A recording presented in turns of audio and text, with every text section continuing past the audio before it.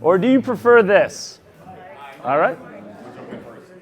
Brandon, jump in. First, I'm going to take a picture. Look at us. Oh!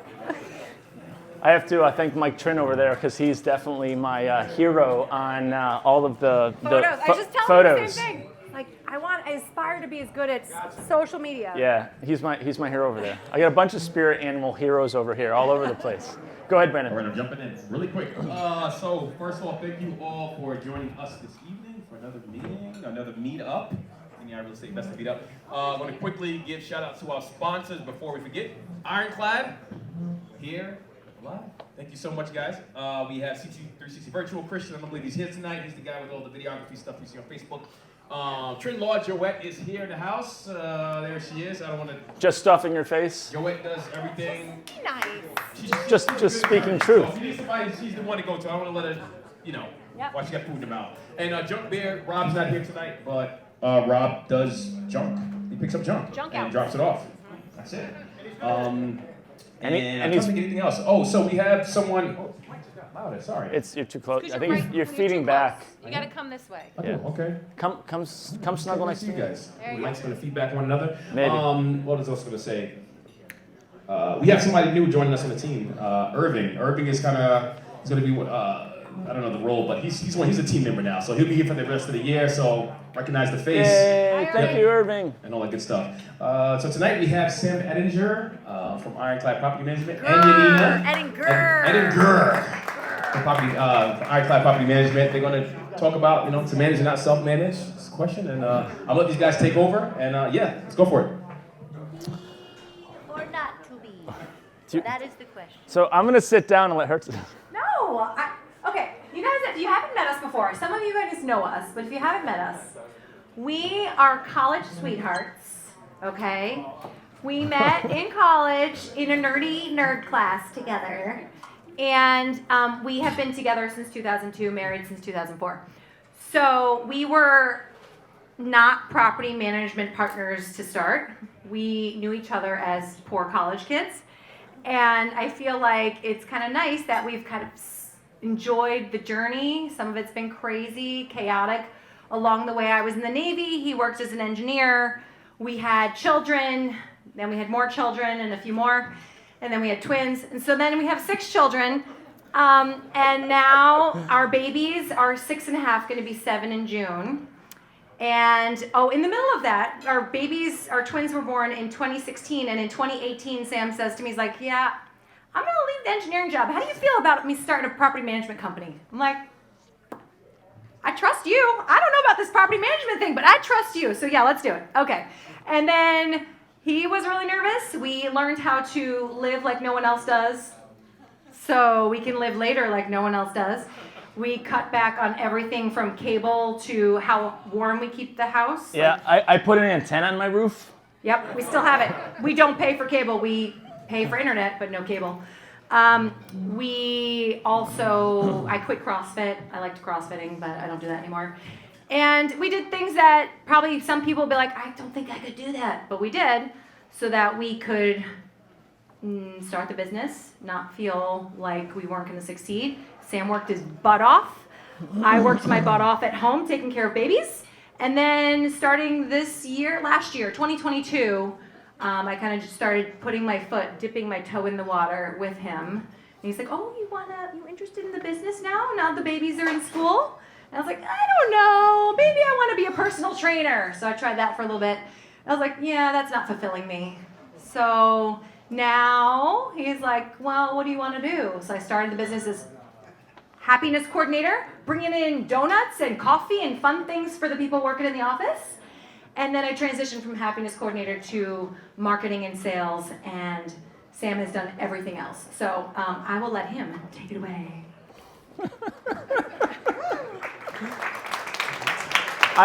The funny thing about that is I actually said, Yanina, you're going to speak. She's like, okay.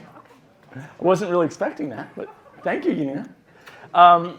Cool. So I appreciate this. It's really an honor to speak in these events because it really is an illustrious crowd here. You guys might not know, but every single one of these people here are really doing what is necessary to be successful in business. Is this like cutting in and out a little bit? Just bring it closer to your I don't, okay. So appreciate all of you for coming out and taking the time, and hopefully I can impart some knowledge. So, all right, so to self-manage or not to self-manage, that is the question. So how many people here self-manage? By show of hands, most of it. Perfect. This is amazing. Actually, I wanted that to be the situation because of the next slide. So, who here believes that property management is actually about managing property? Anyone? 1, 2. David knows. Okay, couple syndicators think it's actually about managing property in the back. All right. So, the truth of the situation, with none of you guys raising your hand, it's not about managing property. It's about managing people, outcomes, and expectations. Do you guys agree with that? Yes. Okay. So that's the truth of the situation. People are like, oh, we're property managers. We're not property managers. We're people managers first, right? And so if we're doing our job well, then we can manage the outcomes and expectations and can have more success than otherwise. Now, So with you guys saying this, and this is where I'm going to make you guys be interactive, and just so you know, this whole presentation is supposed to be interactive. So ask questions, shout at me, gawk me, throw tomatoes. I don't really care. It might make it more enjoyable, actually. But the question is, if you guys were to talk about building the perfect property manager, what does that person look like? So tell me some attributes that you guys think either you have or don't have that would make your ability to be a property manager better. Go ahead. Patience, all right? Patience. Glasses and a beard. Glasses and a beard, okay, perfect. What else? That actually does help, right? Like, it makes me think, people think I'm older than I really am. Critical thinking, problem solving, okay. What else? Tolerance, okay. What else do we got? Come on, give me some more. You guys, boundaries, okay. Systems. Not afraid to be the bad cop. Big network, that's a good one. What else? Doesn't charge me $25 to check every smoke detector in 3 family. Doesn't charge me $25. Are you basically saying that everyone's Section 8 and you basically have to placate the Section 8 organization, David? Anyone else? Come on, throw me out some more. I think you're missing actually quite a few. Negotiation, okay. Anyone else? Okay. Communication. Oh, that's a great one. Actually, that's on my list. So we're still getting somewhere. Anyone else want to throw any out there? All right, so I have put together what I define as the perfect property manager. All right, so here's my list. Analytical problem solving. I think we heard that one. Organized. I did not hear that one, right? That's one of the biggest things to be a good property manager, is to be organized, right? Psychologist.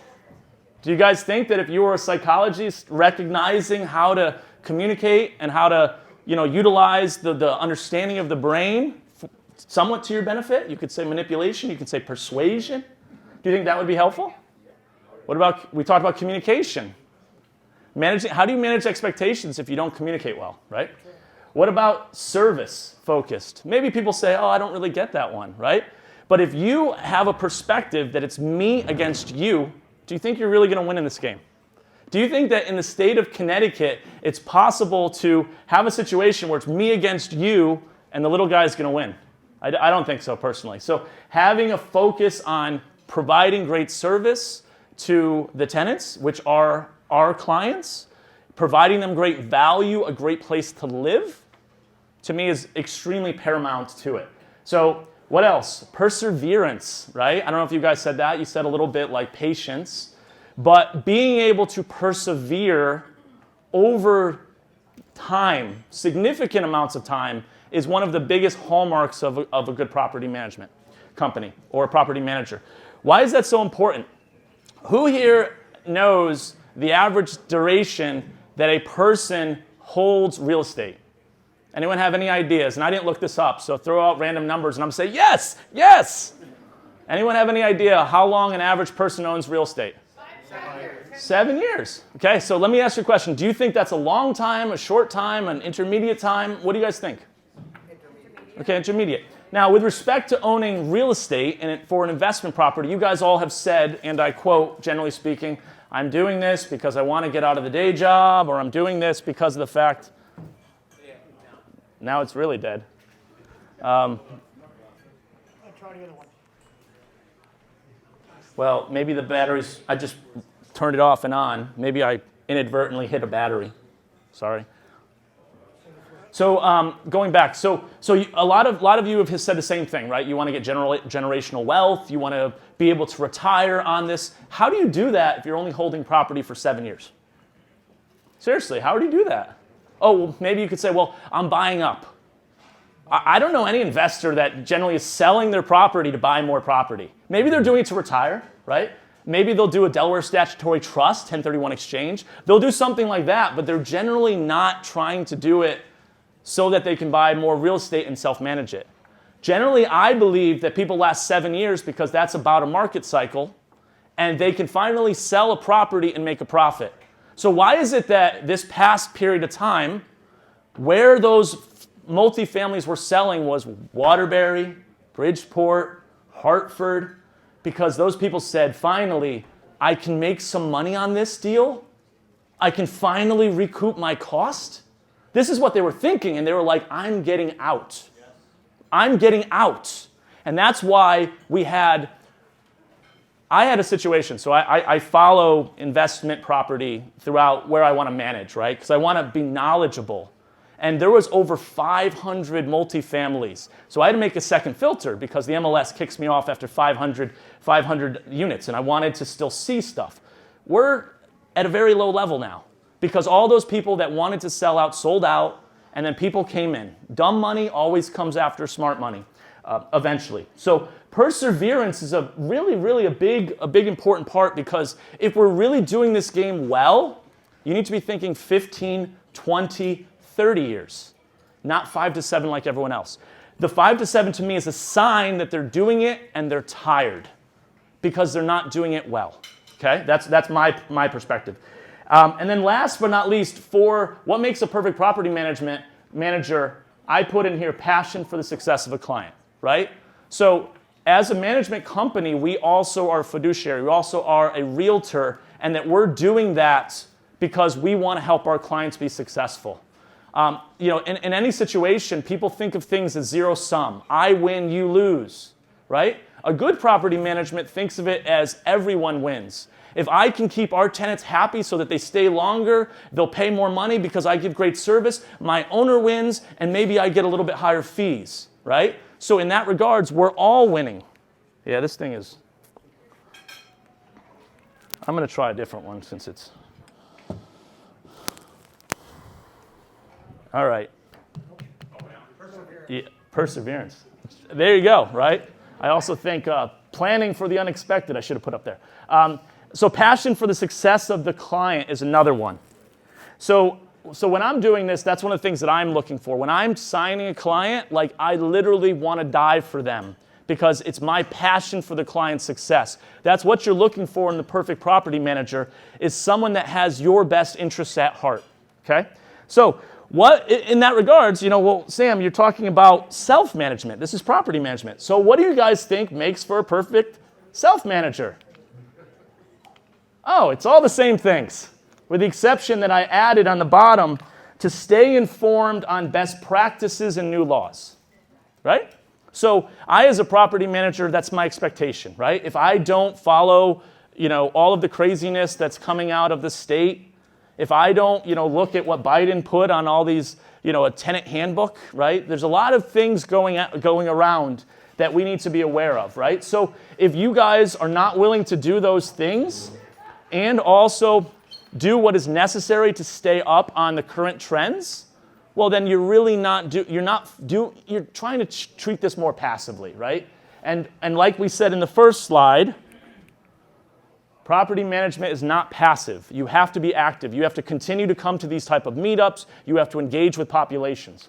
So what is the way I continued with this is I said, okay, so a lot of this, there's a reflection.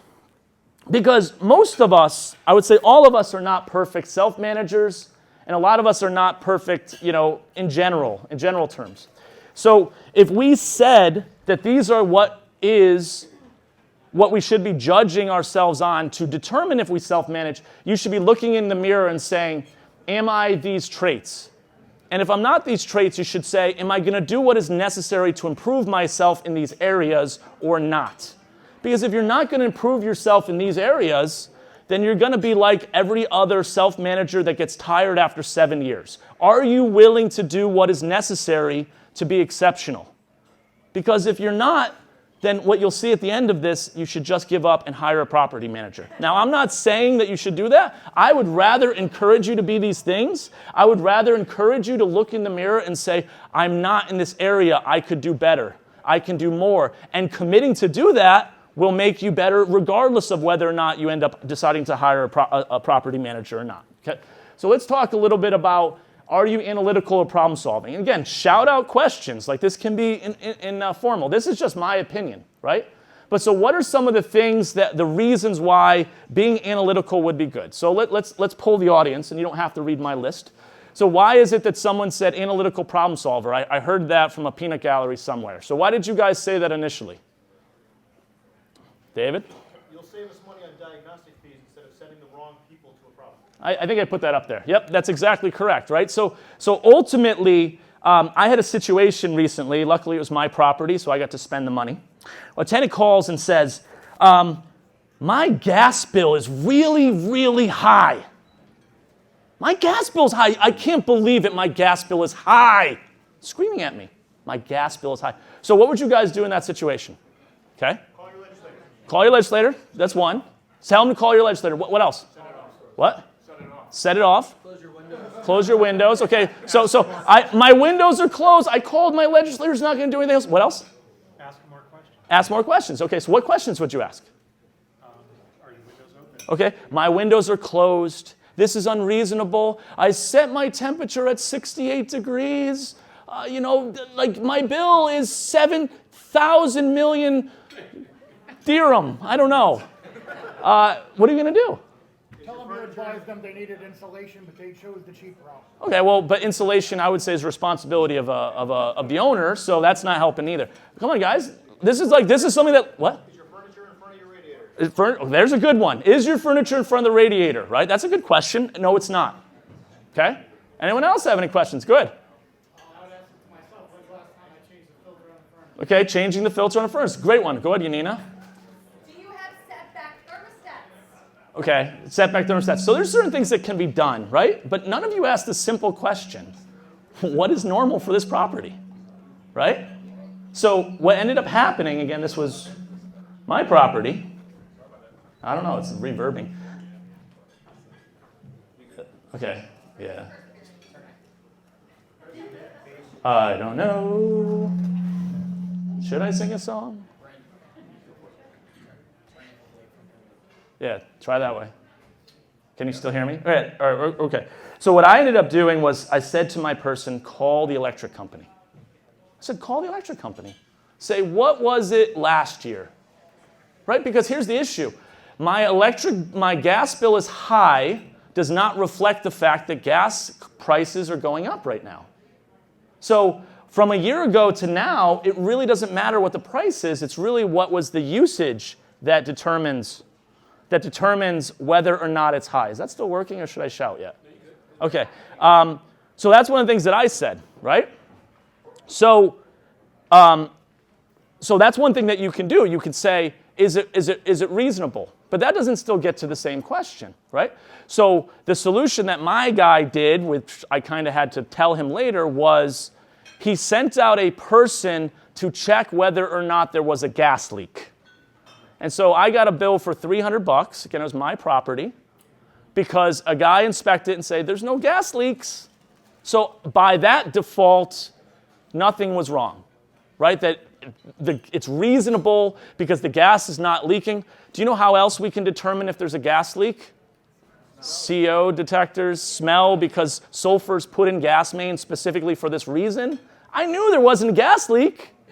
Does that placate a tenant? Well, I can say I spent $300 to prove you don't have a gas leak. But in reality, the question was, what is reasonable for usage? Is it that the previous person set it at 64? So the question is, what is the usage on the first floor and the third floor right now? What is the usage from a year ago as compared to right now? Those are the questions you ask, and in doing so, you save yourself $300. And guess what? If that tenant complains about the gas usage and they keep complaining, they're going to be the type that nags about everything. So what do we do in that situation? How do we solve that problem? No, we don't evict people. Evictions is not the solution. You know what you want people to do? This is the analytical problem solving in the psychology. How is it that you get bad tenants out? You don't evict. Raise their rent. Say, I can't stand this owner. He's terrible. I'm leaving because this is an unconscionable amount of money that I'm paying for this unit. It's not worth it. Thank you. I wanted you out, and it's more costly and timely for me to evict you. That's the solution. That's the psychology. That's the problem solving that you do it. So anytime that you have a bad tenant, up their rent more and allow them to justify their existence because they're damaging your property more. How do you guys know whether or not a tenant is good or not? There's 5 characteristics of a good tenant versus a bad tenant. 5 that I know of at least, and you could say them differently. Who are tenants that you should try to remove? Name some. Drug dealers is kind of a generic class, but fine. Breaking lease, we'll call that one.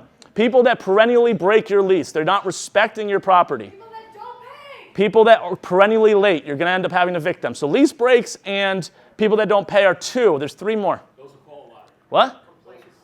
So you could say people that complain, but that's a fine line because maybe there really is a need to complain. But people that don't respect you or the vendors that you put in. Okay? What else do we have? People that are hoarders, they need to go, right? You might not be breaking a lease, but if you're starting to hoard and stuff, guess what? They will pay their rent on time. They will pay their rent on time because they don't want to be moved out, right? Drug dealers, same thing, right? And so that's the thing about it, and I think I say that somewhere else on here. No news in property management and real estate is no news. If a person is a drug dealer, do you think that they want you to come into their house? No, they're going to make no issue about anything. Right? I had a drug dealer in a property once. He did an amazing job renovating a property so he could put in a false wall behind a window. It was amazing. I called my brother. I was like, wasn't there a wall? He's like, yeah. I had to send him videos and stuff, and I had to show people in that one, how do you take the door out? Because we weren't going to renovate it. He did such a good job. It was amazing. And you see this stuff all the time in property management. So no news is no news. So we said if you don't pay rent on time, ultimately you're going to be evicted. Raise their rent to try to get them out or evict them because it's inevitably going to happen. Second is lease violations. If they don't respect your lease and respect your property, they have to go. Third is hoarding. If they're hoarding, trust me, it gets way worse before it gets better. It never gets better. The fourth is how well they tolerate you and your vendors. And the fifth is possibly the most important, how well they tolerate other tenants. Guess who leaves? The good tenant that you want staying or the bad tenant that harasses the other tenant? It almost becomes sport for them. I'm going to get them out. Watch. And they just have this battle of wills. It's actually amazing. It's really amazing. So the question is, are you analytical problem solving? Do you think like that? Do you think, okay, the solution is not to evict, the solution is to raise their rent. The solution is to profile them. Is there anything wrong with me deciding after I've rented a property that this tenant is terrible? Am I discriminating against them? No, I have the facts. They're terrible, right? I literally write notes down, Your Honor. Here's this, here's this, here's this, here's this, right? Now, here's the other thing about the law. So I've had situations, and people always talk about, bad tenants, and, we go into the situation, don't deal with it, right? I never said that my job title is dealing with interpersonal problems between tenants. That's the job of police. I will say, when you talk to tenants and you say, look, if this is really a problem, call the police. And I will tell them, look, if you don't get a police report, you're not going to be able to do anything with it, right? If you were to try to evict a tenant and you say, Your Honor, this person's a nuisance, the judge is going to say, prove it. And you'll say, Your Honor, I have a bunch of complaints. And the other person will say, Your Honor, that's all false. No, there's no complaints. And you'll say, Your Honor, yes, there's complaints. And they'll say, no, it's not complaints. And what's going to happen is they're going to win. So you need to get police reports. Every time there's issues, get a police report, write it down. If you need to go to evictions, now you have extra evidence. This is the whole problem solving. So, I could talk about any of these for a long time, so we'll get to the next one. But here's some that I thought up when I was thinking about it. Do we troubleshoot first or just send a vendor? If you guys yourself don't know how to do the work yourself, it's hard to troubleshoot. Do you guys know how to switch a breaker? I didn't before I started. I watched a YouTube video. So there is in a breaker, it's very complicated. I bet you a bunch of you don't even know this, okay? If you flip a breaker, and it's in the trip mode, you have to slam it all the way to off before you can slam it to on. You can't just push it on. You have to slam it shut before you slam it forward, right? I never do that. It was on the test, and I'm like, I can't really see it. Push, push, push. It's not working. And then I finally realized you slam it and slam it. So if you yourself don't know how to do that and explain that to a tenant, how can you expect them to do it? Watch YouTube videos, right?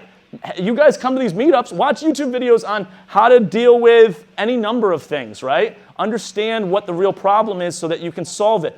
Let me ask you a question. Mice, okay? People complain about mice. Whose problem is that? Is it the tenant's fault or is it the owner's fault? Is it a single family or multiple? Either. Single family, I think it's tenant's fault. Tenant's fault? Okay, owner's fault. I got owner, tenant. Raise the hands. Is mice in a property the fault of an owner or a tenant? Who says it's an owner? I got a couple owners. Who says it's a tenant? Who says, I really don't care, I just want to know the answer? Okay, so it's actually the owner's fault. Why?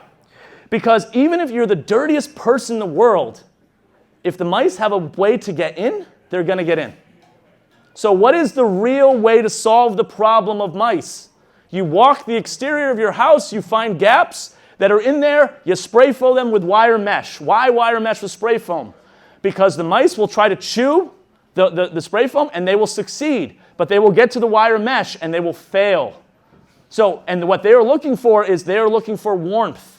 They're not looking for food, they're looking for warmth. The fact that they're getting in the house means that you have holes on the outside. You should send a vendor out there to fix the holes, and you should remediate, but you should have them do traps first to see if it's a widespread issue or if it's just isolated one or two field mice, right? But it's really a function of holes in the outside. It's an owner's fault. It will continue to happen if you don't fix that problem, okay? So similarly, do you understand plumbing, electrical, carpentry? Do you understand? You don't have to know how to do it. You just need to understand it well enough so that you can diagnose it. So you could do things like downgrade. You want to down select vendors. You don't want a router company if a plumber can do it. You don't want a plumber if a handyman can do it. Find the cheapest vendor that can do it. But you don't want to send anyone if you don't need to send anyone. Like my $300 bill sending a guy to use a scrubber to find out that there was no leaks in gas. This happens, guys, okay? So if you like to fix broken things and tinker, perfect, right? Especially if you self-manage. Do some of your own work. Learn how this works in your own house. Know how to do it so that you can tell people how to do it, okay? So tenant screening. What are the things to look for when you're screening tenants? You guys are all self-managers, so I'm sure you've done this. So what are big red flags in general? Is a credit score really a big red flag? So it's maybe, right? I got a maybe. Anyone say yes? Anyone say no? Does anyone reject due to credit score? Because if you do, you're an idiot. You're an idiot, Jay. Sorry. Here's the reason why. My best tenant that I've ever had in my entire life, and I still talk about them. I'm starting to have some issues with him, so I'm not sure I can say this story anymore.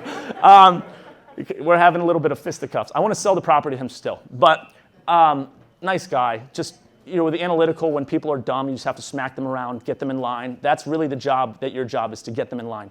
And that's mean to say, but you want them to stay in the property so they know they need to respect the rules, and you just have to be gentle with it, okay? He had a 550 credit score. I rented him a single-family home. He still lives in it. Do you know what reason for his 550 credit score was? Medical bills. One $25 medical bill. One. How can someone that has one ding on their credit of a medical bill have a 550? No credit cards, didn't disrespect his credit. Just, that wasn't the thing. He didn't want to play the credit game. People do that. Does that mean you shouldn't do a risk because they're 550? Absolutely not. I rented him a house, right? So credit score does not mean anything, okay? What means things? Eviction history, that's one. What else, guys? Felons? Well, I would say felons, it really depends, okay? So what portion of the criminal should we try to avoid? Well, I would even say drugs is a little bit difficult, right? Especially because marijuana is now legal. So if it was possession of more than a certain amount of marijuana, now it's legal, right? So that's a hard one. So, I would say anything violent, right? I would say sex offenders because they have to be registered and people are specifically looking at sex offenders. I would say a significant theft, grand larceny, right? Things like that are what you're looking for, not nonviolent. DUIs, honestly, who cares, right? Like it happens, it's terrible. I'm not trying to suggest it, but do people that have issues with alcohol that then drive, is it one single incident where it was a bad decision? Or is it systematic, right? That's what we're really looking for when we're looking at rental history, okay? So that's one. So we talked about criminals to some level and how I think about it. We also talked about it with respect to credit. Credit doesn't matter. Eviction history is good. What are the other two big red flags? I'll say three. Well, there's 2 or 3 other big red flags that we're looking for with credit, with David. With credit? Well, no, not with credit. With anything else on that. Moving a lot of times in a few years. I actually don't look at that one either. Nope. What, kids? Can't do that. That's a fair housing violation. Fair housing violation. So I called their landlord reference, and I will never do this. So if you ever call me, someone actually called me from a group, said there's this guy, and I think he's your tenant, and he was fantastic, so I told him the truth. I will never lie on a landlord reference, okay? I will only answer your questions on a landlord reference. You don't ask me the right question, I'm not going to divulge that information. I will not lie. Many will. I've called and I've talked to people. Is this still working? I've talked to people straight to their face, and they're like, yeah, this person's great. And then I did my due diligence and found an active eviction. And do you know how often you calling people and they don't pick up? We call every single landlord. Every single one. We probably get in touch with maybe a quarter of them. Maybe, if we're lucky. Maybe, right? So if that matters, cool, but it doesn't for me. So what are the 3 others? What? Proof of income, that one's just an obvious to me, but, because you're going to look at it, you want to prove the income. All right, so the other 3 disqualifying ones. What? What? Lies. So you're definitely looking for lies. Make sure the credit report and where they disclose that they live match, and if they don't, ask questions. No, car repossessions. How do you get to work if you don't have a car? Okay? Third one. Outstanding balances to Eversource, Connecticut Natural Gas, or other people. If you can't keep your electricity on, you're not taking good care of the property. It's just the fact of life. And the 4th one I'll say is with respect to your credit report, it's looking at things, and I see people that strategically damage their credit. They open a credit card when they know they're about to max out this one right before, and you can see it. It's like good, and then it's bad, and then this next one comes on, and it's good, and then it's bad. They're just manipulating their credit. I had a person that had a 650 credit score that I wouldn't touch with a 10-foot pole. Do you know how easy it is to contest an item? Please, hopefully there's no tenants here. How easy it is to contest an item on your credit report? So if my buddy that has the 550 credit score with a $25 medical bill, if he said, nope, that medical bill is fraudulent, do you know how many hoops you have to jump through to prove it isn't? Do you think that the medical establishment would do that for $25?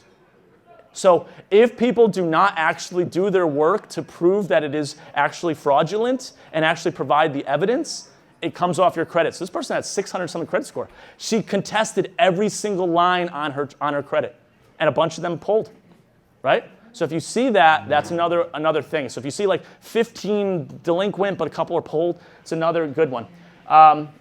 So I could talk about tenant screening all day. Like it's one of my things, right? So the are you analytical problem solver? Every day is some new challenge. The question you should ask yourself is, what would you do if?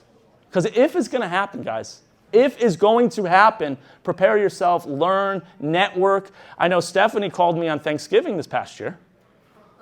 So she had a big question. Luckily, it didn't happen, but I told her what I thought was appropriate. It was a good one, right? Like get a marshal, if you need to do it because you have a tenant that's not behaving, that's under eviction, like get a person there with you, okay? You can't see this one, sorry. Are you organized? So here's some of the things that I talked about. And the real question is, who here would say that they're organized? Anyone? We got 1, 2, 3, 4. So I'm glad that there are some. I consider myself, and my wife can attest, I am the most organized, disorganized person you'll ever meet in your life. If you come into my office, it is a disaster, but I don't ever lose anything. I can always find it. I always know where it is, but I'm the most organized, disorganized person you'll ever meet in your life. It's amazing.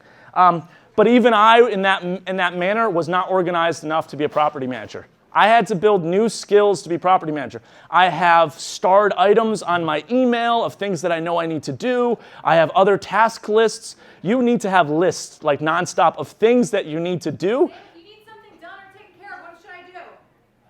Be like, email me. Yeah, that's mine. Everything has to be emailed because my brain can't do it anymore. So there's lots of paperwork in this business. You've got taxes, right? We were talking about taxes today.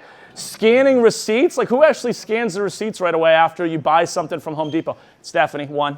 Anyone else? So we got a couple that do it right. Hey, so talking about that, hey, you want to know a better solution to that? Here's another good one. I'm just going to throw gold nuggets at you. I told some people this one. Get a separate credit card just for your rentals. So every time you charge something on it, you know that it's associated with a rental, right? And don't commingle the two cards. Always for that one for the rental. And if you have multiple rentals, get 2 credit cards and label it like rental A, rental B. And then every time the credit card, you know where to put it. Half the time the issue is you're thinking back, what was that for? What credit card? What this? What that? Do things like that to like make your lives easier, right? Really easy organizational strategies. So Section 8, who here has dealt with Section 8? How fun is their organization and they're giving you paperwork? Anyone? Great? Great? Yeah. So I have a process in my software to touch in some way Section 8 24 times because it takes that long for them to respond to me. I once was texting and calling and emailing a person every 2 weeks, and it took them 6 months to finally get me the money from, the owner was getting it, so to get it into my account. 6 months, right? They hate their jobs. They hate their jobs. They do the bare minimum to not be fired. I am convinced of it, guys. I'm convinced of it. It's so hard. There's some great ones and there's some terrible ones. But you need to be organized and you need to be proactive to get what you need done, okay? They're baiting like crazy too right now. So they bait you in less than 30. It's fun. Setting vendor schedules. Hey, so if you're doing on a big renovation, right? And a vendor says to you, hey, yeah, I'm going to be done on Wednesday. When are they going to be done? Not on Wednesday. That's all I can guarantee. Right? That's all I can guarantee. Not on Wednesday, right? We as humans always underestimate how long things are going to take. It's human nature. Recognize your own human nature. Yep, my wife's saying she definitely does that. That's true. So what's the point of that? So when I do Section 8 issues, I always lie and say it's 2 weeks before it needs to be. Because then when they push back a couple times, I still have some time. Never believe that a vendor's going to be done in the time that they say that they're going to be done, because you're going to be disappointed. And then with respect to schedules, if you're trying to do it, you got to try to figure out how to be flexible with it, how to do this. And this is why so many people just try to do everything themselves, because they don't want to deal with people, right? This business is about managing people, right? Recognize if you're good at it, if you're not good at it. We talked about screening tenants, like that's also, a lot of organization. Then we have to do things like we have to process checks for vendors. How many people deal with vendors that as soon as the job done, they want to check? They're like literally at your door the next day. You're like, I need my money. I need my money. Right? I need my money, right? What does that tell you about those people? What's the one thing that you know about those people? They need drugs. They're bad with money. Right? Generally speaking, if you do that, you are so bad with money that literally, I kid you not, it happens all the time, they've stolen from you. Why? Because they were using someone else's deposit money to finish your job, so they need to get on the next job because they've already spent the previous money. Happened to me. I had a guy that we gave money that was supposed to buy materials, didn't buy materials. I made him come into my office and tell me that he stole from me. I was like, I'm not going to do business with you, and I'm going to turn you into the police and do a bunch of things unless you tell me right now that you stole from me and my client. I made him do it. Why did I do that? Is it because I'm a jerk? No, it's because I need people to acknowledge reality. People live in la-la land, guys. La-la land. And so I want him to acknowledge it, that he made a mistake, and that he was going to make it right. Did I ever give him another job? No. Did he complete that job? Yes. Okay? Hold people accountable. Processing check from tenants, right? That's always fun. Hey, guys, when is rent due? I had a talk with one of my employees today. I asked him, when is rent due? He goes, the 10th. Oh, that is one of my biggest sticking points, guys. Everyone, when is rent due? First, okay? So when a tenant says to you, it's the 11th, I'm only 1 day late, what do you tell them? No, you say, you're not, you're 10 days late. Rent is due on the 1st. It just happens that Connecticut allows you to have grace for 9 days. Your grace is up. Unfortunately, I'm charging you a late fee. Why am I charging you a late fee? Guys, why are late fees charged? Is it punitive? It's two things. Is it punitive? No! It's not punitive. Is this thing even working? It's good, you're good. So, no, it's not punitive. What is it? What are the two things that a late fee is? It's administrative fee because you have to chase them. It's a fee for your time. That's one. And two, it's a detraction from them getting to the point where they need to be evicted. Those are the two things a late fee is for. Watch this. There you go. Maybe. I'll just scream. I don't really care. It's not. So late fees are not for that, guys, right? It's not. So the point is, don't let a tenant do that because they trap you in that. You have a heart, and guess what happens? David? So I want to share something really quick about late fees. Sure. I tell my tenants that I spend their late fees on alcohol. I really do. And I tell them, do you want to buy me alcohol? I like that. And it works. They will pay on time. They don't want to buy me drinks. So the reason why I tore into my employee, my coworker's rear end a little bit today, was because of the fact that it's a wrong mentality. Okay, if you guys if you think I'm going to be good and I'm going to give them grace, you're actually causing them and their family to be evicted. How long do you think it is for a person to be able to make up the rent? How much do you think a person can make up? What does everyone think here before they're almost assuredly going to be evicted? 1 to 2 months? 2 months. Tax season. That's a good point. So it can vary on time. If it's Christmas, it's less, but if it's later, they might be able to do it. I'd say 1 to 2 months. They get beyond that, and what happens is it clicks in their brain, and it says to them, and I'm starting to talk about psychology, sorry. It clicks in their brain, and they start to say, I'm never going to make up. Guess I'm going to conserve for the next house. That's what they do, okay?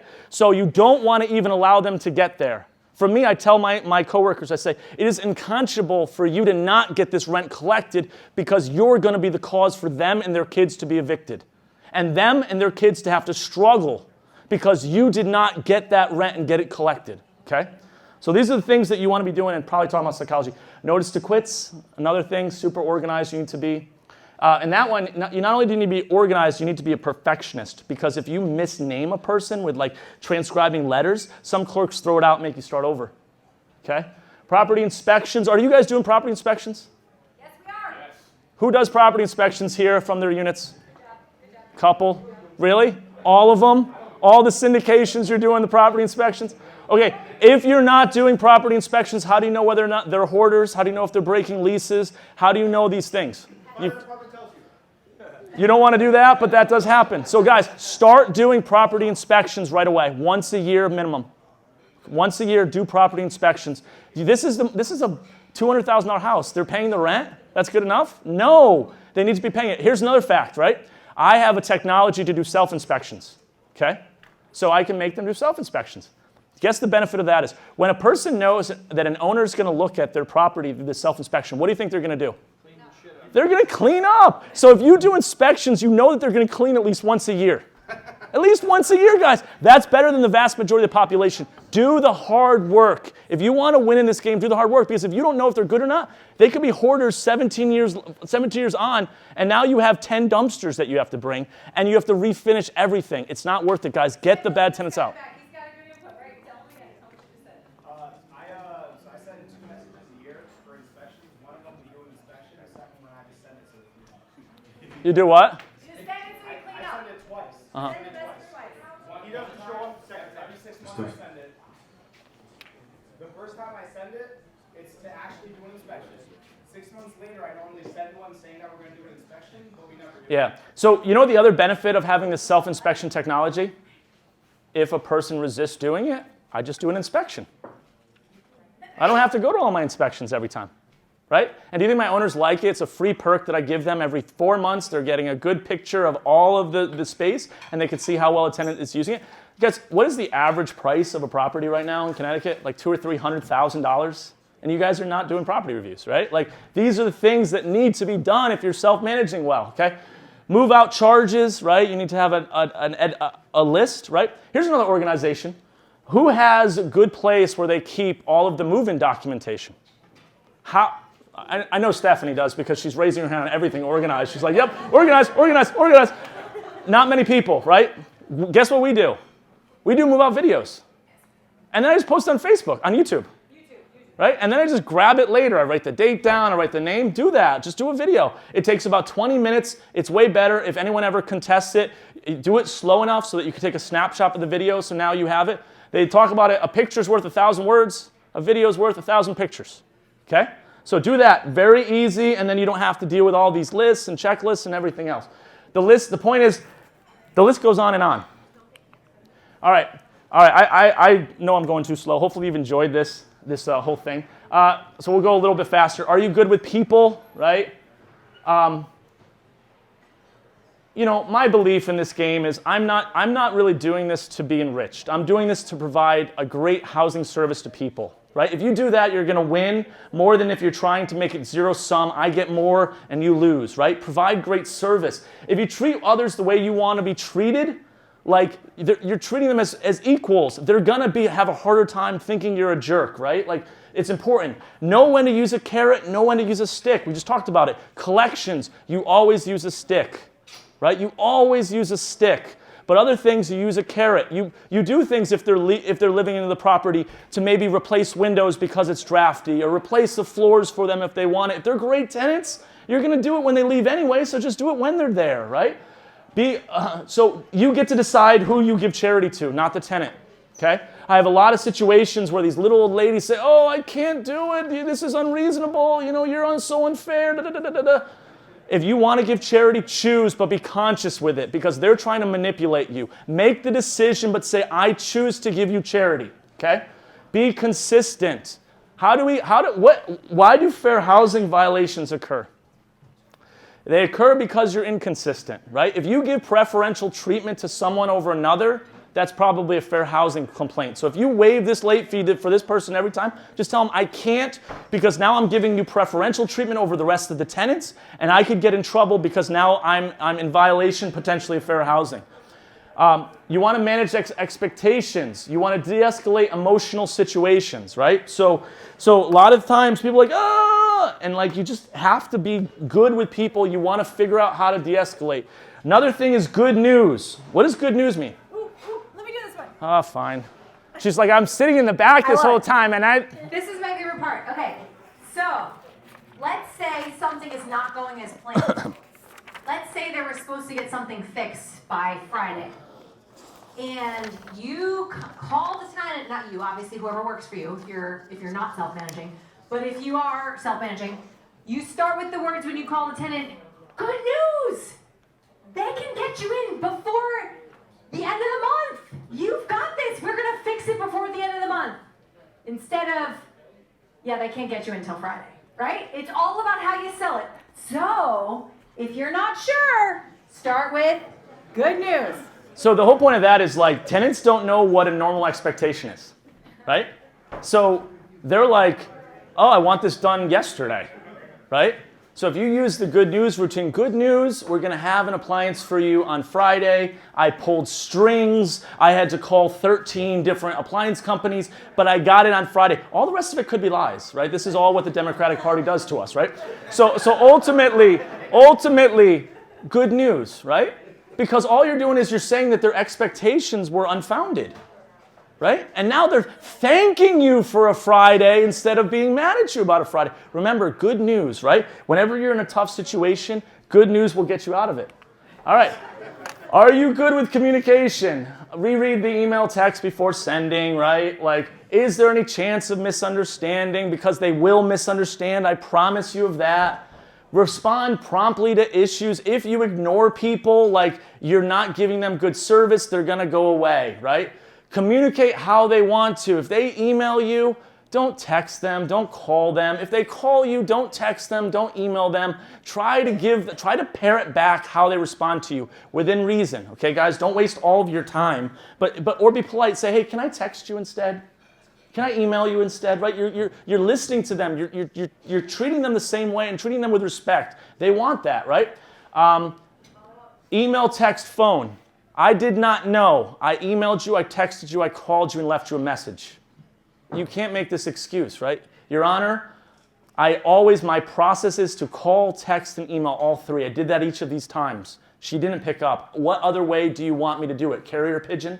I mean, come on, guys. So follow up multiple times. If angry, wait a day to communicate, right? This is all common knowledge. This shouldn't be rocket science. No surprises ever. This is a big one for me. Okay?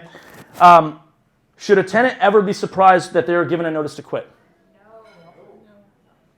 No. What did I do? No. Be very clear. Guys, it's the 15th. If I don't see it by tomorrow, expect a notice to quit.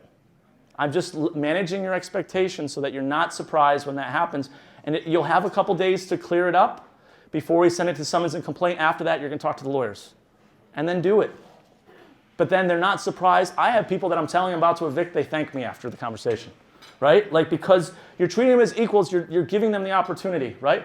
Set clear expectations in writing. The lease should be very, very clear, right? My lease is really good because it's a behavioral lease. I can talk about that another time if Brandon ever calls me back. Do you have a heart to serve, right? So this one could be confrontational. I don't buy D-class because I have a heart to serve. When you're in a war zone, it's hard to see the good in the other people because it's just so hard, okay? So I believe that money is a byproduct of good service. I think most of us here, if you talk to the people that are sponsors, we're sponsoring these events because we want to serve you. I'm not getting paid for this. Like, in reality, you could say, okay, well, he's really trying to get property management services. I could care less if none of you call me ever and you guys all self-manage it to the best of your ability, right? The fact that I'm serving is why I get so much more. I get a partner here, Warren, who I've made probably $100,000 because of that relationship with him. Because I want to serve and he wants to serve. And we serve each other, right, in our own ways. You do that, you have that mentality, you're going to make more money. I guarantee it. So have the right heart, guys. Treat others how you want to be treated, the golden rule. Again, if you treat your tenants like crap, like they're going to leave your property bad, they're going to get angry at you, they're going to try to prove a point, they're going to get red rice and paint mad. So they're going to do stuff like that, right? So you want to respond promptly to issues. The whole mentality, the whole philosophy of the word landlord, does anyone know where it comes from? Kings and queens of England. It actually did. It was the whole nobility and the serfs and everything else. They were landlords. They lorded over the land, okay? I'm doing a big push, so I'm hoping you guys do this. We are not landlords. Don't ever use that word again. We are not landlords. We are housing providers. We provide good, clean, affordable housing to our clients. The mentality of landlord is that I'm superior, I'm in a castle, you're below me. Don't do that, guys. Don't do that. Treat people as equals, and you're going to have as minimal problems as you can, okay? So you are not a king, you are not a queen. They are equal to you. They deserve respect, okay? Turnover, and the reason for all of this, guys, turnover is the enemy. That's the enemy. What do you guys think the average cost of a turnover is right now? If you're not doing it yourself, if you're paying people. I think it's probably between $3,000 and $5,000. So if you can keep a tenant for twice as long, you just save $3,000 to $5,000. Good tenants are gold, guys. Good tenants are gold, right? Treat them well. Say, you're a great tenant. Is there something that I can do for you? Can I replace the windows? Can I do the floors? Things that you were going to do anyway on the next turnover. Do it for them. Yeah, whatever. If you guys hate me, do we have to, is there a specific time that I have to You got like -2 minutes. All right. No news is no news. Ignoring problems. And by the way, just so you know, I've talked about this in my last talk. If you ignore problems, you're a slumlord, right? Slumlords don't say, I'm going to be a slumlord. They say, I don't really want to deal with this problem, and they find tenants that don't want to ask questions, okay? They don't want to ask for anything. But you know what else that those tenants are going to say as soon as you say, I'd like to raise the rent? I need you to fix this, and this, and this, and this, and this, and this, and this, and it'll be a list this long. So don't be a slumlord. Fix things. Find good tenants. Raise rent, okay? When things get hard, do you persevere? Managing properties, not passive. Urgency, don't wait for tomorrow. So if you have a vacant property and it normally rents for $1,200, every extra day that it's vacant because you're being lazy, because you want to go out with friends and you don't want to show the property is what? $40, right? $40. You need to think that way. I just lost $40 today because of the fact that I did not do what was necessary to rent it today, right? Property manager, do it. Don't do it. Self-manage, right? That's better. Do the hard things first always, right? Procrastination, right? If you do the hard things first every day and you start that off, you're going to win. Prioritize appropriately. We talked about it. People give up within 5 to 7 years because this game is hard. Are you buying for the short term? This is why I stay out of Hartford, Waterbury. I don't want to have to carry a gun on me. It's not fun. This game is not fun. Why are we playing? Okay? No heat calls in the middle of the night. What are you going to do? Are you going to get up? Are you going to find a vendor? Are you going to try to get heat? Or are you going to try to go back to bed and ignore it and say, I'm going to take a look at it in the morning? Right? Like, if you're not willing to do what is necessary to do this and to preserve your assets, you maybe don't have the heart to self-manage. I get them all the time. Calls from the health building department. They're guys. They get it. They know the game. The game is that they have to kind of placate the tenants. They call me and they say, Sam, I'm going to have to put them up in housing unless you get this done. You know, I know that it's their fault, but I have to do this, right? So, like, they know the game. They're actually generally very reasonable. They know tenants are unreasonable, but they still have to do it. Are you always trying to do your best? Meetups, pick brains of other investors. Learn what others are doing, right? Find the best practices. Stephanie's great with software and technology, so talk with her. Say, what are you doing? How are you doing it? What are those best things? Because if we teach each other how to do it well with the technologies that we have, we can all make these things easier. Learn and engage in the legislative process. Who here actually either called or put in legislation or knew that there was crazy laws that were going on? You did. I did. Great. We actually have quite a few here, right? Which is surprising, right? So do your part because the state is only going to try to squash you even more. All right. Give me a side story. So not everyone knows what's going on, so let's got back. We don't really have any time. For 5 seconds. So right now, our legislature is trying to pass laws to make our already I got 2 slides. I'm good. more tenant friendly. So that sounds great to the tenant, but if you're the landlord, your life's about to get a lot harder and laws are going to pass unless you write to your politicians and say, no, I am not a slumlord. I just want to get the money that is deserved to me for doing a right thing and giving a home to a person. So Sam can give you more, but just know there's a lot of politics going on right now. So just so you know, the most tenant-friendly country in the United States of America is, anyone know? No, sorry, country. I said country. What is the most tenant-unfriendly country in the world? Wait, unfriendly? Unfriendly. Country, not state. So it's not the U.S. Okay, wait. Anyone? What country in this world is the most tenant-friendly? So, Germany? California is actually a good answer. The answer is actually Australia. Australia. Do you know what percentage of landlords self-manage in Australia? None of them. Almost none. 20%. They get professional property managers. So like when I talk about laws, like it actually benefits me. I'm going to get a lot more work if these laws pass. I think they're crazy. That's why I'm trying to engage in the political thing. But like it is really bad out there, guys. You need to recognize it. You need to engage in the legislative process. Otherwise, you're going to have all sorts of things that are going to affect you long term. Understand fair housing. You aren't exempt. Who actually knows about fair housing laws? If everyone doesn't raise your hand, you're in trouble. Read up on them. Seriously. Like you as a housing provider are just as responsible to understand fair housing laws as everyone else. Okay? Well, quick question. What can you discriminate against? A couple things. About 2. Students. You can discriminate against students. You can write no students in your publication. Eviction history. What? Eviction history. Sure. But that's basically on a specific tenant, not a class. Yanine's heard all my stories, so trust me, she's not nearly this good. You can discriminate against people with pets. You can say no pets, okay? Finances. Finance, well, no, because lawful source of income, if you're a stripper, you can't discriminate against people. If you have Section 8, you can't discriminate against that. So finances is not there. You can have requirements, but you can't discriminate against people with specific income sources. So recognize what you can discriminate and stay away from everything else, right? I have other stories I can tell you later about that, but I know I have to wrap up. Update lease when you learn something new, right? Know your lease. When something happens to you, update it. Have it a written copy. I have a draft that I'm always working on, right? A new version and that I'm going to put out at some point in time. So when something happens that you learn, put something in your lease and or find other people that have great leases and copy, okay? It's getting harder to self-manage, guys, not easier. So here's my last slide. So what is the cost-benefit analysis on a property manager, okay? So here's the questions that I asked to try to make this succinct. Time. What is your time worth in dollars? If you have free time, great.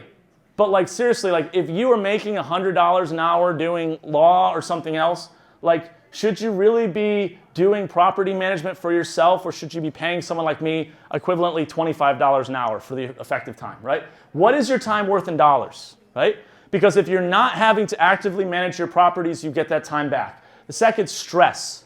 If you cringe every time a tenant calls, you're going to have problems, right? Because you're resisting the inevitable natural forces that are going to happen. More money. Are you increasing your rent yearly? Are you organized enough to know when that lease ends and actually work to increase it on a regular, ongoing basis? Are you doing what is necessary to know how much your rent is going up so that you can, in good conscience, tell them the market's up 10%? Don't believe me? Go look. I'm not trying to hold you hostage. This is the truth of the situation, guys.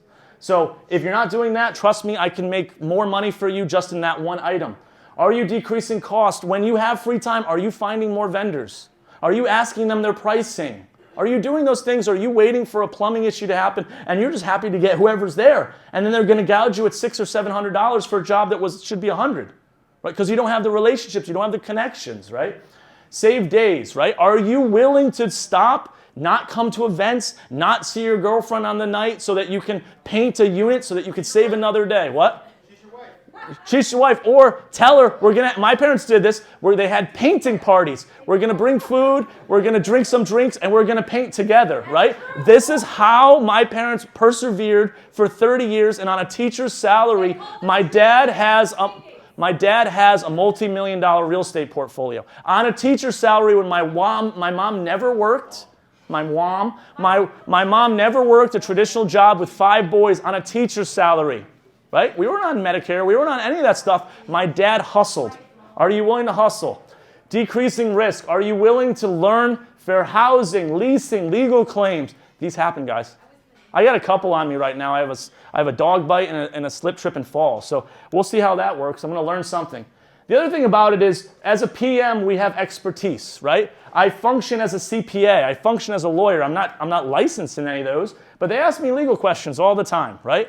And CPA, like accounting questions, I get them right now because it's the end of the year. I got all sorts of stuff. Well, why are you putting prepaid rent in my 1099? Because the government says that you have to book the revenue in the year that is collected, right? Like these are things that I have to tell all the time. And then financial advisor, if you find a good PM, they're going to help you make your best decisions.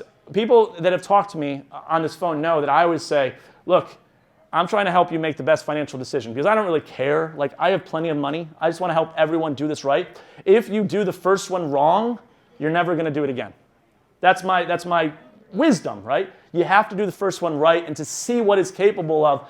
Otherwise, you're not going to do another one. And so I'm trying to help people do the first one right, get the taste for it, learn some of the things, make the mistakes in innocent ways, and then ultimately they can do that. And that's why a good financial advisor is also kind of the part of a good property manager, helping you make the decisions to sell, helping you make the good decisions to remodel and raise rents, helping you to kind of facilitate that transaction.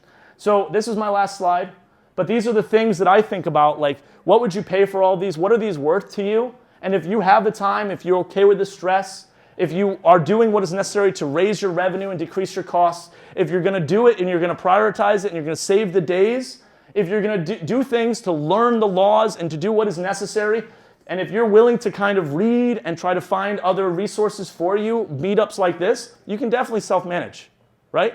And I know that this makes it seem like no one can do it, and that's probably true. No one can do it perfectly. But if you're willing to learn these things, if you're willing to learn these things, then yeah, you can self-manage. You don't need a property manager. So that's it. Any questions for me? I can go wherever. Sam, I feel like you let us know that we all have ways that we can grow. We all have ways we can improve. But if you feel like this is too much energy and too much work to improve, I know a great property management company. Ironclad Property Management. Oh, you're so throughout ridiculous. Central Connecticut, not including Hartford, not including Waterbury. But if you are, let's say, outside East Hartford, West Hartford, Glastonbury, if you're outside Waterbury, if you're in Wolcott, if you're in Southington, if you're in New Britain, if you're in Middletown, if you're in Wallingford, if you're even in some parts of New Haven, we can talk about this later. we can help you out. So we want you to be good investors. We want you guys to make money. Way to hijack me. And we want you guys to have a wonderful evening. Thank you very much.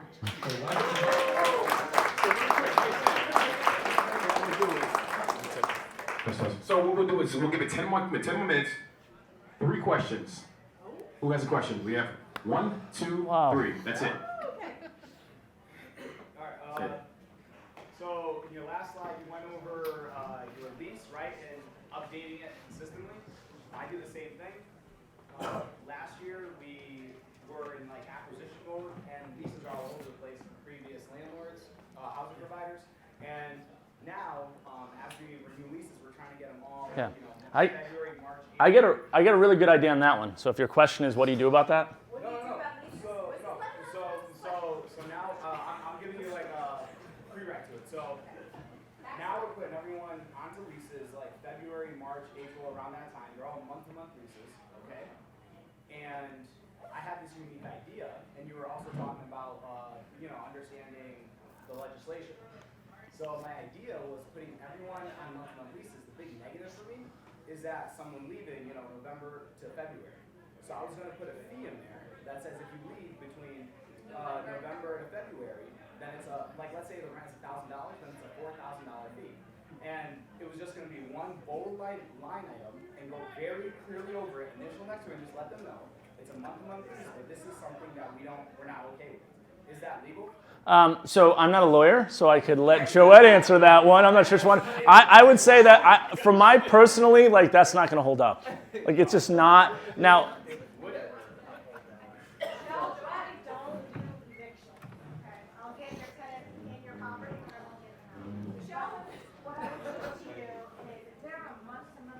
yes. Penalty should not be more than 1 month. Okay, so that is excessive. Yeah. And it would be thrown out. I mean, what you could do is, the way that you'd have to do it if you really wanted to is you'd have to modify a month-to-month lease in that period to say it's really 2 months and I'm going to credit you back a month if you make a payment, something like that. Weird. But the other answer I would say about that one is we manage about 350 properties. How many different leases do you think we have? 350. How do I do that? Do you think you could say I'm that organized. I'm not really. So how do I do it where I have everyone on basically one lease, and all my new people generally on one lease? There's a benefit as a property manager. The fact that owners are lazy is the fact that all of the leases are month to month. So all I have to do is notify them of a change to terms within 30 days, and then ultimately they're on my new lease, right? So I'm not changing rents or anything else. I'm just saying here's the new terms, and now I just basically manage it that way. I make sure that they read it. So I have a read receipt on it, and so then I note it, and I'll, if I ever get a judge against me, I'll say, Your Honor, very clearly that the person read it on this date. So that's how I do it. I get it all on one lease. That's one of my things. All right, second question. Who's second? I know. Go ahead. So I have one question in 5 parts. I hope that's okay. Do you want me to- Number one, the first part. Do you need to be an agent or a broker to be a property manager? Yes. Someone has to have a brokerage license because you're dealing with client money. Okay. You mentioned the credit score. Yes. Dismissing, sort of dismissing in the criteria. Yes. Is it part of your criteria or you completely removed it? No. So yes. We don't look at the number. We look at what's on the credit report. Behind it. Yeah. Okay. So, but then how do you put that in a criteria? So if we were to say it, we're screening, hard screening out car repossessions, evictions, and credit payments to utility providers, and we're looking at the history. And this is what I think we would want to do with it, especially if they get rid of the number that can be used. You're looking at the history, the number and type of delinquents to see whether or not they're in general responsive with their credit. We downplay student loan debt and medical because we don't really think it matters that much. Now, you spoke about being late on the 11th day. Yep. Some people experienced in the business have told me if somebody is late, send a notice to quit on the 11th day. Sure. The first time they're late. Yeah. And then you were talking about having a soft spot. Sure. I'm thinking my tenant in Section 8 pays $14 towards the rent. Yeah. I run it by a few people. They're like, you're going through all this process for $14. What's your take? So my take on it is she should be charged the late fee. Whenever we get to a point where it's about $500, we're going to run it. And so the late fees carry over month to month to month. So at some point, I'm going to tell her, look, when you get to a certain amount and it's going to be about $500, you can tell her, I'm going to be starting the eviction on you. All right, great. Then plumbing clause. Always the tenant. Always the tenant, great. And then you mentioned raising the rent to get rid of a tenant. Yep. Let's say you have 6 units or 4 units. Sure. Do you raise the rent for everybody, or are you allowed to raise the rent for one tenant? Yeah, you basically, you can make your own determination, right? My point is, if there's a bad tenant, it's more likely that you're going to have increased cost because of that tenant. Right. And so they should pay you essentially because of the fact that you're going to have more wear and tear, more all of those other things. And again, like I'm not trying to make it so outlandish. I'm just trying to, in general, if they want to live there, they got to pay an extra $100 or $200 over maybe what a really good tenant would do. All right. Hi. So when you talked about one tenant that was not good to lease to, as if they had outstanding balances with utilities, were you able to get that in your background? So yeah, my credit report provides anything that goes to their collections, right? To their own collection department. So so Eversource, if you don't pay your bill for a certain period of time, we'll send you over to collections. What was the question? Well, sorry, the question was about whether or not you can see outstanding collections on people's credit reports. Utilities, sorry, you can see them on the credit reports I pull. So if you do, I think Tenant Tracks is one that I think has it. David Haberfeld, what is your opinion of people that have utility bills, and what do a lot of your favorite tenants do? So with utility bills, that's serious because there are a few things that your tenants will pay before they pay their rent, and one is utilities, and second is your car payment. So that's why those are so serious. I'm glad you said that because I agree completely.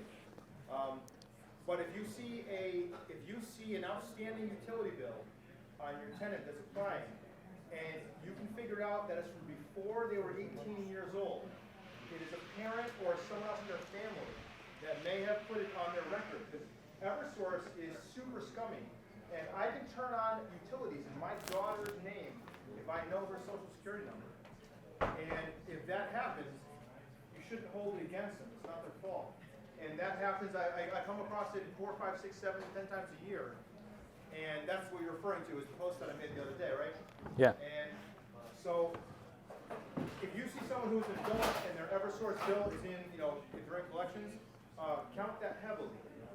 Yeah, a lot of it's just to reflect. For me, the bigger part of it is the fact that that's what parents are doing, right? That's what people are doing is they're illegally utilizing someone else's credit without their opinion and destroying them for years, right? Like this happens a lot. So because what happens with Eversource is they can't get it on in their name, right? So one of the things that I actually screen, so one last thing about screening that I've been doing a lot more. So I do all the normal things. You need to get their driver's license, their social security, run it.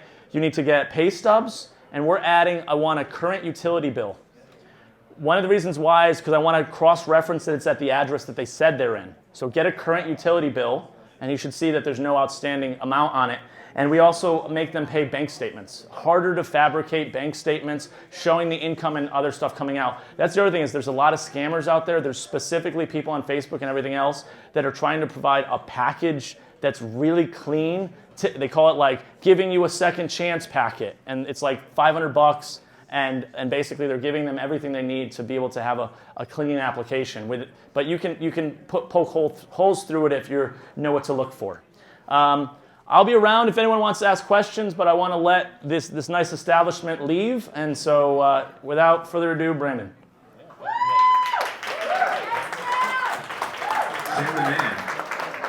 So I'll keep it quick. Thank you all so much for coming through this evening. Small plug, I am a real estate agent. Or for the multifamily case. If anyone needs help, let me know. But other than that, thank you guys so much. Feel free to hang out. You don't have to leave immediately. If you want to buy more drinks or food or whatever it may be, go ahead. But feel free to hang out, network, and have fun. Yeah, and make sure you tip. They treat us well here. So thank you guys so much. Have a great evening.